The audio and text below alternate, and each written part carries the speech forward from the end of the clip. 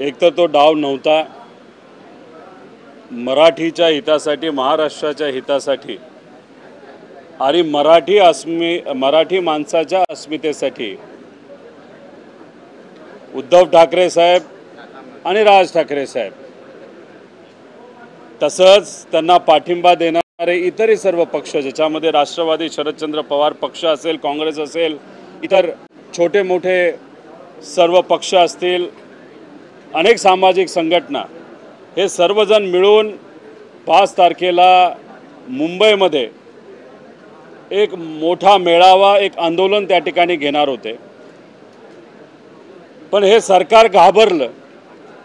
सरकारने हिंदी सक्तीचा जो GR होता तो काल घाबरून मागे घेतला.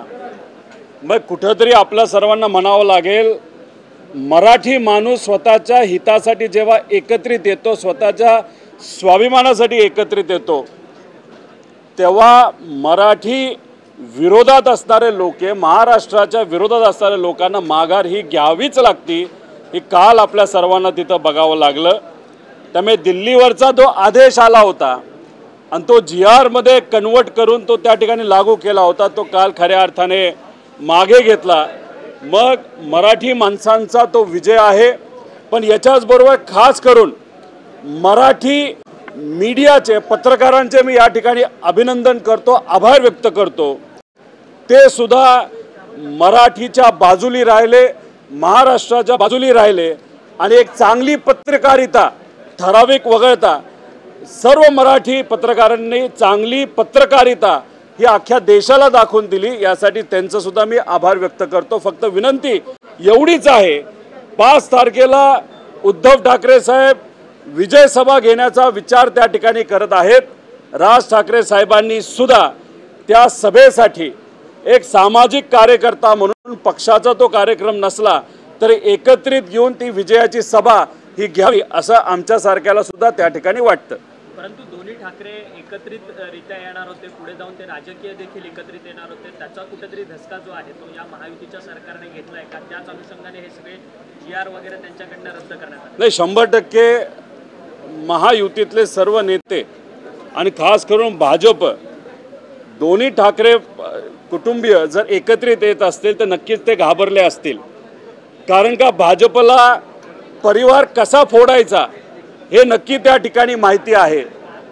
पण मराठी संस्कृती, महाराष्ट्राची आणि देशाची संस्कृती जी आपल्या सर्वांना सांगितली परिवार एकत्रित राहायला पाहिजे, त्या संस्कृतीला मध्यभागी ठेवून 2 ठाकरे परिवार एकत्रित येत असताना हे मात्र BJPला त्या ठिकाणी आवडलेलं नव्हतं.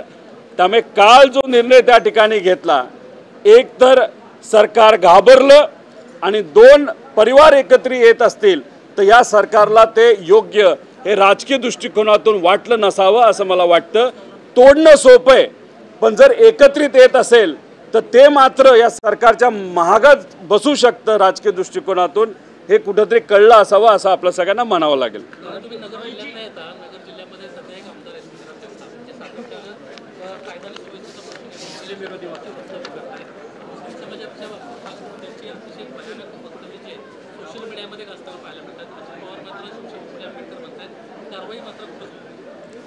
मला असं वाटतं, ज्या आमदारांबद्दल तुम्ही म्हणत आहात त्या आज अजितदादांच्या पक्षामध्ये आहेत, पण त्यांना वेध लागले भाजप पक्षामध्ये जाण्याचे.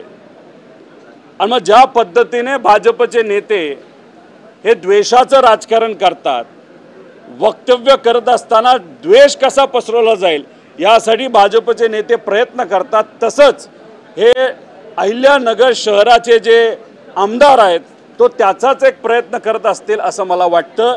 त्यामुळे येत्या काळामध्ये भाजपमधून ते नक्कीच उभा राहतील अशी चर्चा मात्र त्या ठिकाणी आहे. आणि त्या दृष्टिकोनातून त्यांची तयारी 4 वर्षाच्या आधीपासूनच सुरू झाली असं आपल्याला म्हणावं लागेल.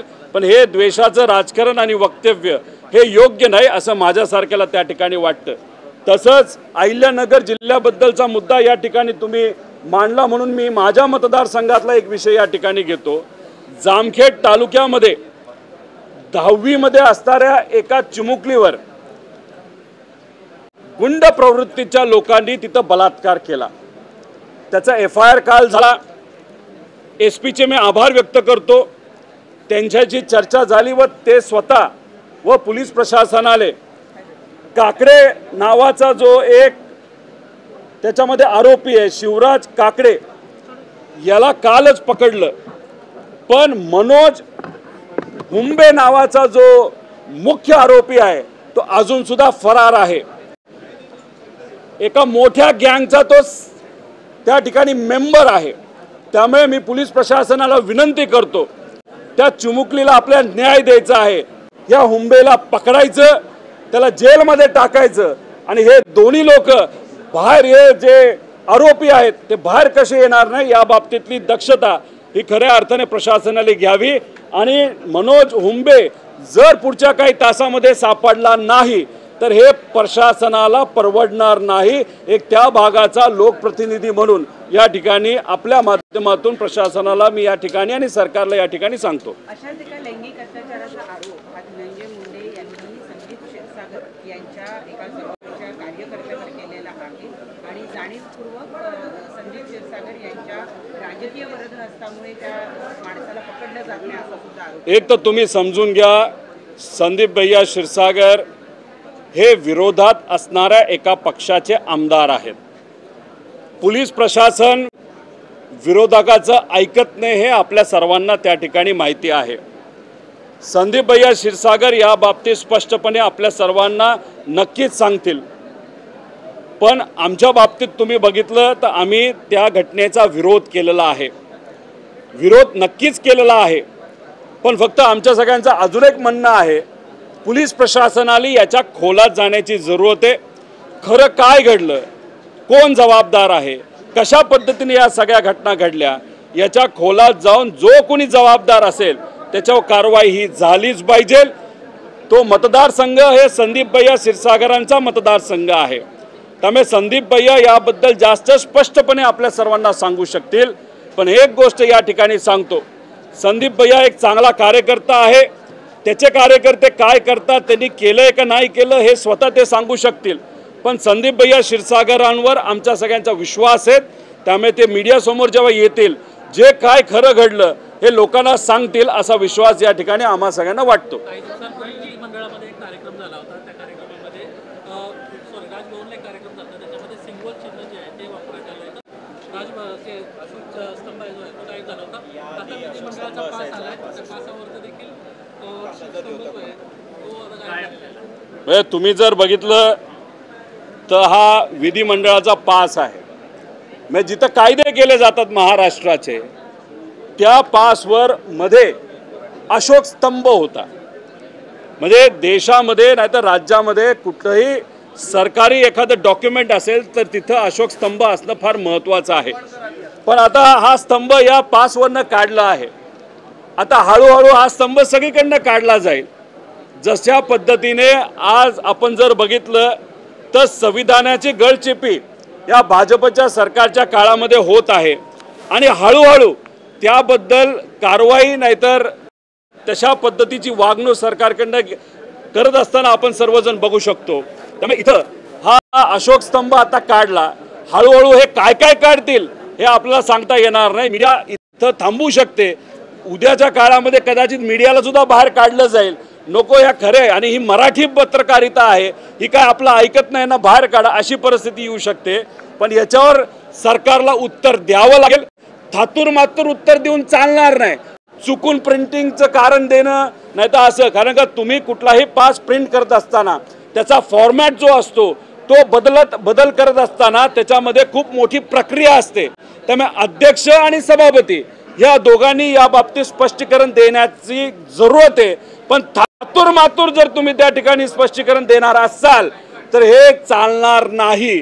कारण का प्रक्रिया ही प्रक्रिया असते. थातूर मातूर उत्तर देऊन जशा पद्धतीने काल मुख्यमंत्री साहेबांनी GR मराठी हिंदी सक्तीचा GR मागे घेत असताना ज्या पद्धतीने थातूर मातूर त्या ठिकाणी त्यांनी पत्रकार परिषद घेतली तसं मात्र या ठिकाणी होऊ नये असं सभापती आणि अध्यक्षांना या ठिकाणी मी विनंती करतो. सुप्रिया सुळे यांचा आज वाढदिवस आहे आणि जी बातमी येते त्यानुसार केंद्रीय गृहमंत्री अमित शहा यांनी त्यांना फोन करून वाढदिवसाच्या शुभेच्छा दिलेल्या आहेत. आता काही दिवसांपूर्वी त्या परदेश दौऱ्यावर शासनाचं जे काही म्हणणं होतं ते जगभरातल्या देशांना त्यांनी सांगितलंय. कुठेतरी जवळीकता वाढत चालली असं वाटतंय. एक तुम्ही समजून घ्या, तुम्ही काँग्रेसच्या खासदारांना फोन करून विचारा, सुप्रियाताई सुद्धा या बाबतीत तुम्हाला स्पष्टपणे सांगतील. TMCचे खासदार आहेत त्यांना तुम्ही फोन करून विचारा. अमित शाह साहेबांना एक चांगली सवय आहे, खासदार कुठल्याही पक्षाचा असला तर त्यांना ते वाढदिवसानिमित्त फोन करतात, म्हणजे करतातच. जी चांगली सवय आहे ती चांगली सवय आहे. त्यामुळे जे आपल्या देशाचे होम मिनिस्टर आहेत, जे एका सत्तेत असणाऱ्या पक्षाचे प्रमुख नेते आहेत, ते जर सर्वच पक्षाच्या खासदारांना फोन करून जर तिथं वाढदिवसाला शुभेच्छा देत असतील आणि चर्चा मात्र ही सुप्रियाताईंची त्या ठिकाणी होत असेल तर म्हणावं लागेल, पूर्वी कुठेही काय घडलं तर चर्चा मात्र पवार साहेबांचीच होत असायची. आता असं झालंय की आता पवार साहेबांची होतीच होती व सुप्रियाताईंची सुद्धा व्हायला लागली असं आपल्याला म्हणावं लागेल.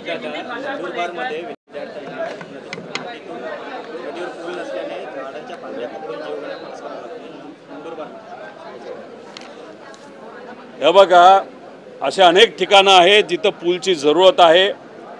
खऱ्या अर्थाने पूल तिथं मान्य करून तिथं तो लवकरात लवकर बांधला पण गेला पाहिजे.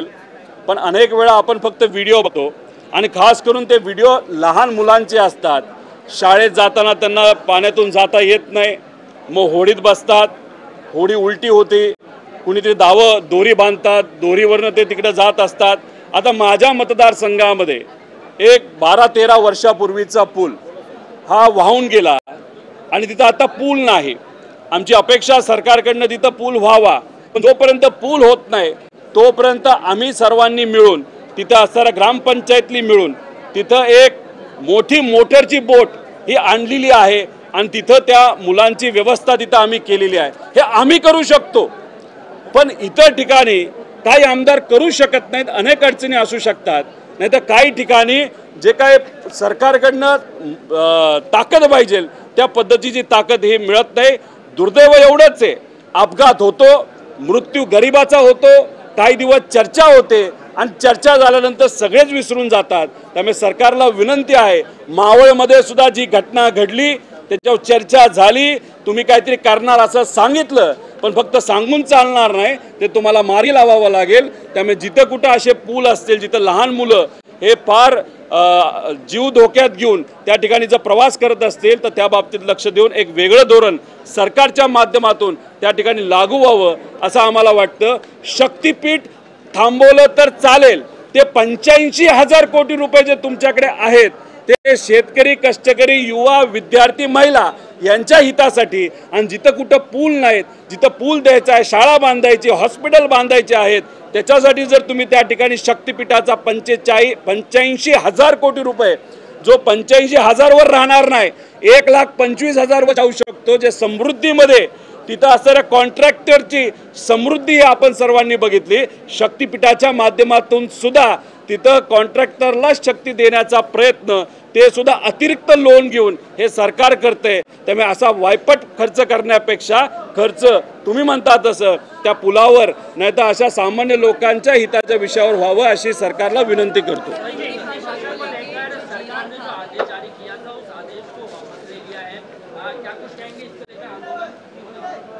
देखो, सरकार ने तो GR हिंदी सख्ती का निकाला था महाराष्ट्र में, उसके खिलाफ बहुत सारे राजकीय पक्ष थे, मराठी पत्रकारिता थी, उसी के साथ अगर आप देखो बहुत सारे सोशल आउटफिट्स थे जो मराठी भाषा या भाषा के तज्ञ हैं, वो भी उस GR के खिलाफ थे.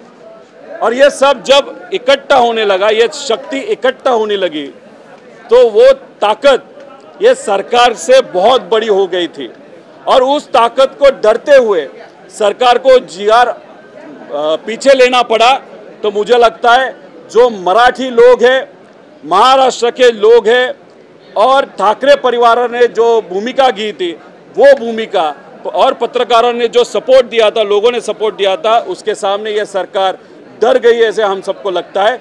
और कृपा करो, हमारा कहना यह है कि हम हिंदी के खिलाफ नहीं है, लेकिन ये जो प्राइमरी एजुकेशन में जो 1st से 5th तक जो हिंदी कंपलसरी की गई थी उसके खिलाफ हम सब है। और कल उस सरकार को, महाराष्ट्र के सरकार को जीआर पीछे लेना पड़ा। हम उस चीज़ का जो लोगों ने लड़ा था, जो लड़ाई लड़ी थी, उसका हम स्वागत करते हैं। सुप्रिया ताई का जन्मदिन है, गृहमंत्री ने भी बधाई दी है, क्या इसके अलग राजनीतिक मायने आने वाले हैं? कोई भी राजकीय लिंकिंग इसमें नहीं है। आप अगर अमित शाह जी के बारे में बात करो, जो अच्छी है वो अच्छी है। किसी भी एमपी का बर्थडे अगर होता है तो अमित शाह जी का सुबह उनको फ़ोन जाता है, वो कांग्रेस के हो, वो बीजेपी के हो, शिवसेना के हो, टीएमसी के हो। किसी भी एमपी का जब बर्थडे होता है या जन्मदिन होता है तब अमित शाह जी का उनको फ़ोन जाता है। लेकिन सुप्रिया ताई को फ़ोन आने के बाद उसकी चर्चा पॉलिटिकल फील्ड में ज़्यादा होती है। लेकिन मेरा यही कहना है, सबको फ़ोन आते हैं, उसका कोई भी पॉलिटिकल एंगल या चर्चा या उसका कुछ अलग तरीके का मैसेज या कंक्लूजन निकालने की ज़रूरत नहीं है।